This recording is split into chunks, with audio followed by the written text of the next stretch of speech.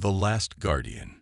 Deep in the Carina Nebula's outer rim, where dying stars cast shadows across frozen worlds, the survey ship Horizon drifted through the silence.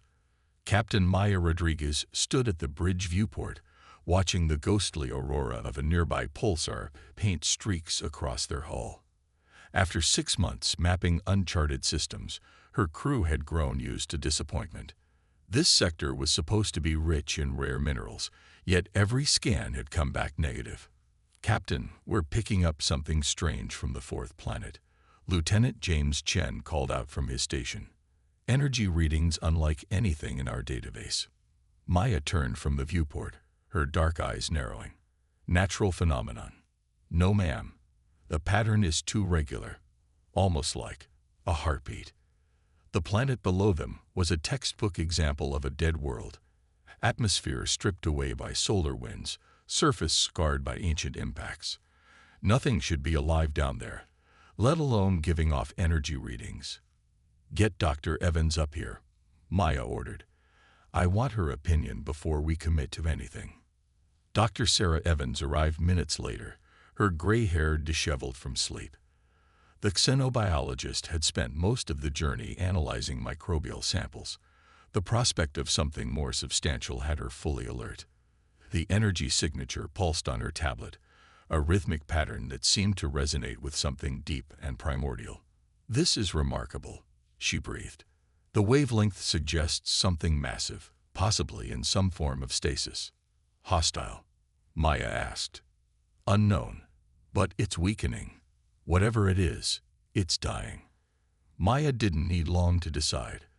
Their mission was to explore, and this was the first genuine mystery they'd encountered. "Prep the shuttle.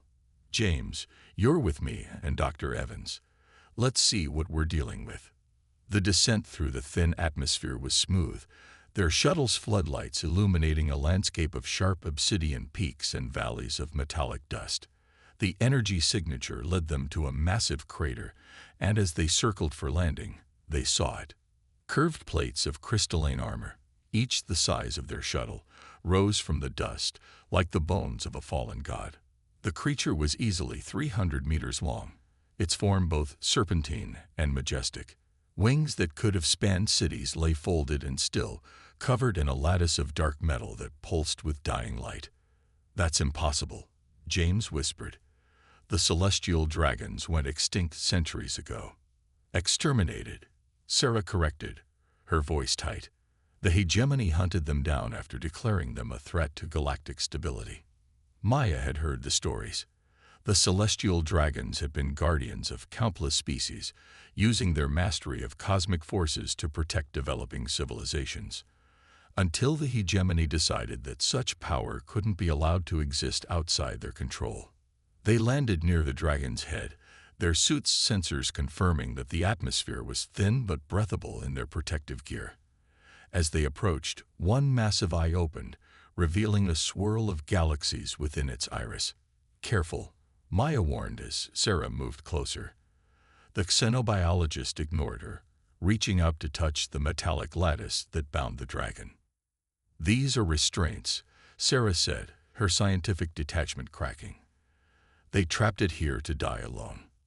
The dragon's eye focused on them, and suddenly their minds filled with images, memories of stars being born, of worlds protected, of betrayal and imprisonment. The creature's name was Kara, and she was the last of her kind.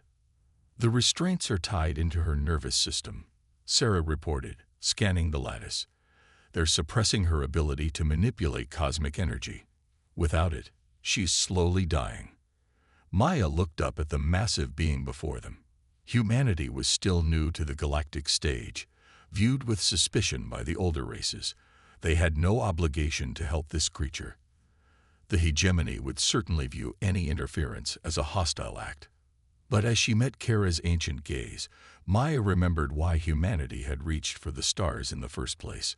Not for power or control, but because they couldn't resist helping, couldn't stop themselves from reaching out to the unknown. "What do you need to disable those restraints?" she asked Sarah. The xenobiologist's eyes lit up. "Time. And preferably our ship's full engineering team." James, call the Horizon. Tell them to bring us everything they've got. Maya turned back to Kara, whose eye had widened slightly. We're getting you out of here. The dragon's surprise rippled through their minds. In all the centuries she had been bound here, watching ships pass in the distance, none had ever stopped. None had even considered helping. Yet these humans, barely out of their own gravity well, didn't hesitate. As her crew began to arrive, Maya placed her hand on Kara's crystalline scales. You're not dying alone, she promised. Not while we have anything to say about it. The work ahead would be difficult, possibly dangerous. The hegemony would not be pleased. But looking at her crew already setting up equipment, their faces set with determination, Maya knew they'd made the right choice. Sometimes the greatest discoveries weren't new worlds or resources, but the moments when you could help something extraordinary survive. Above them, the pulsar's light painted the scene in shades of hope, as humanity prepared to save one of the universe's last wonders. Breaking chains, the Horizon's engineering bay had never been meant to house technology capable of restraining a celestial dragon. Chief Engineer Raj Patel sat cross-legged on the deck, surrounded by holographic diagrams of the lattice network that bound Kara. After 3 days of analysis, the complexity still took his breath away. The hegemony built these restraints to last forever, he explained to Captain Rodriguez. Each node is quantum-locked and self-repairing. Try to break one connection, and the entire system compensates. Maya watched Kara through the bay's viewport. The dragon's massive form stretched across the crater below, her crystalline scales reflecting starlight. We're not leaving without freeing her, Raj. Find a way. Dr. Sarah Evans hadn't slept since they'd discovered Kara. She'd converted half the science lab into a makeshift analysis station, her screens filled with data about celestial dragon physiology. Most of it was theoretical. The hegemony had destroyed most records of the species during their purge. The restraints don't just bind her physically, Sarah told Maya during their daily briefing.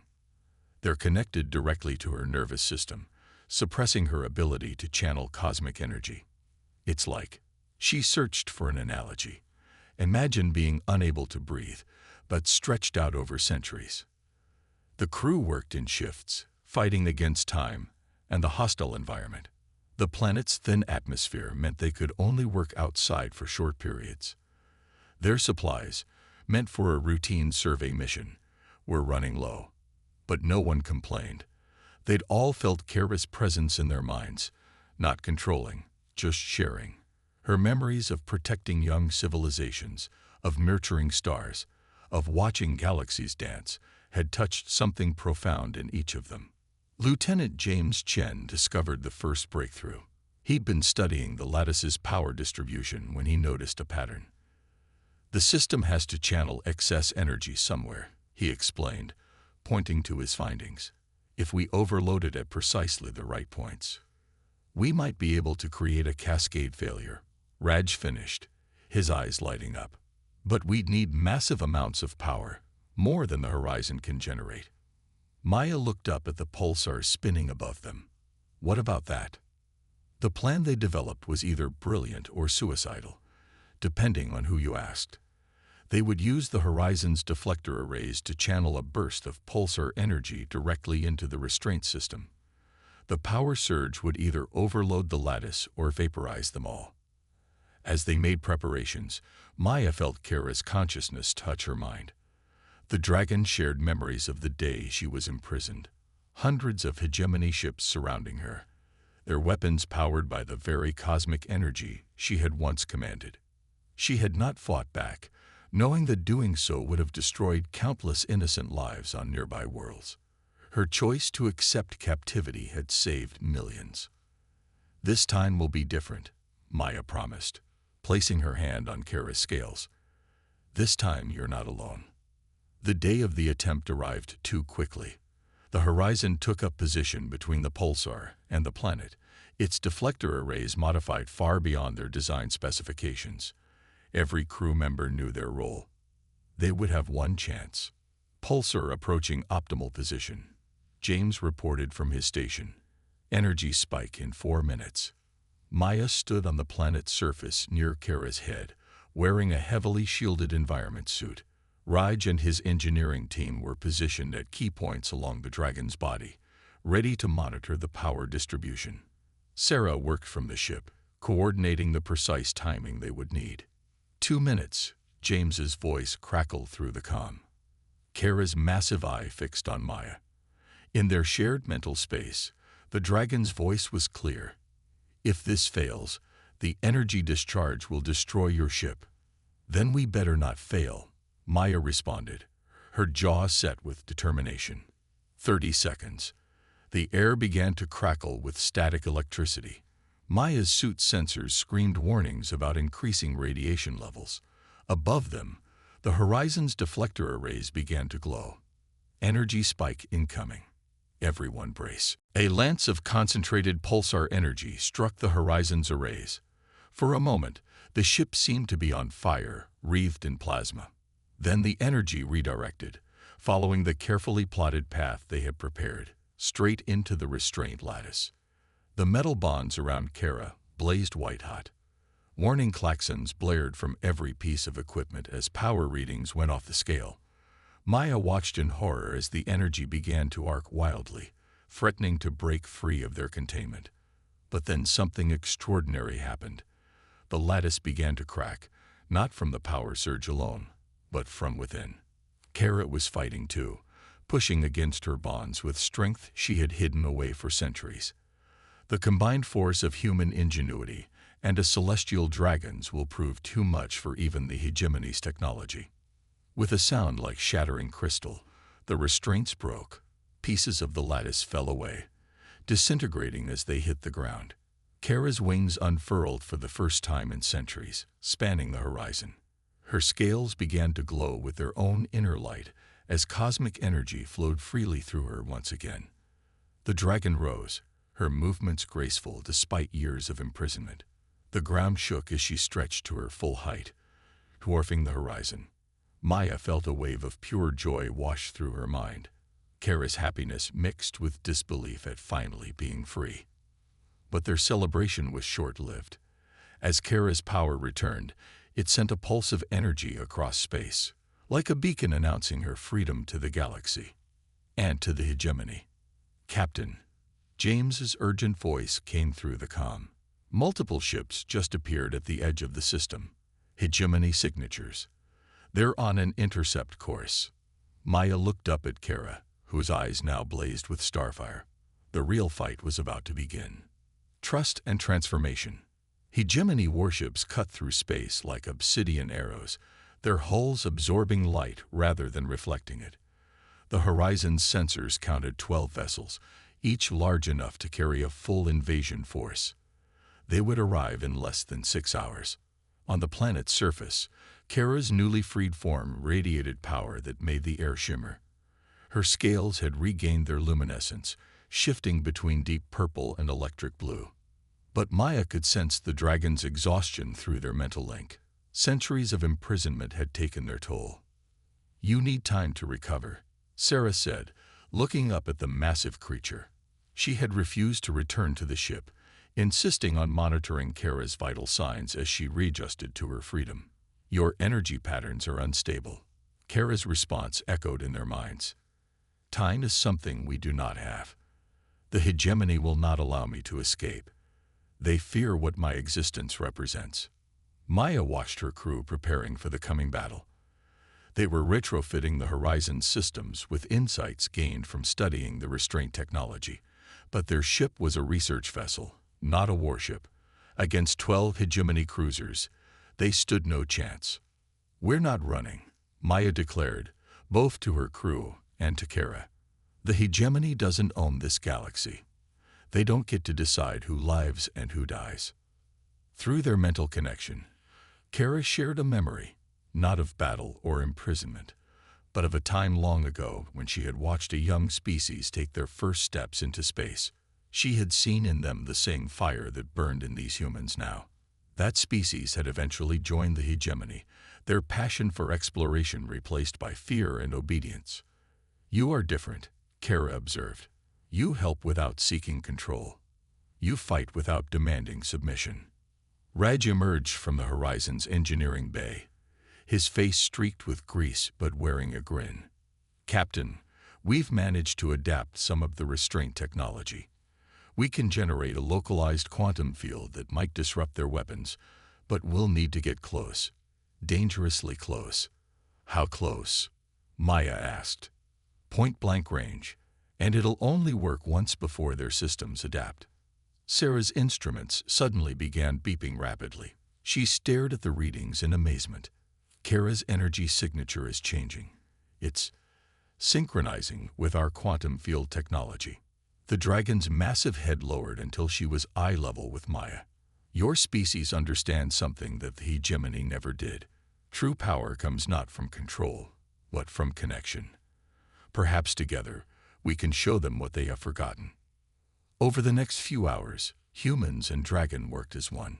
Kara's understanding of cosmic forces merged with human innovation. The Horizon systems were modified not to fight against the dragon's power, but to amplify it.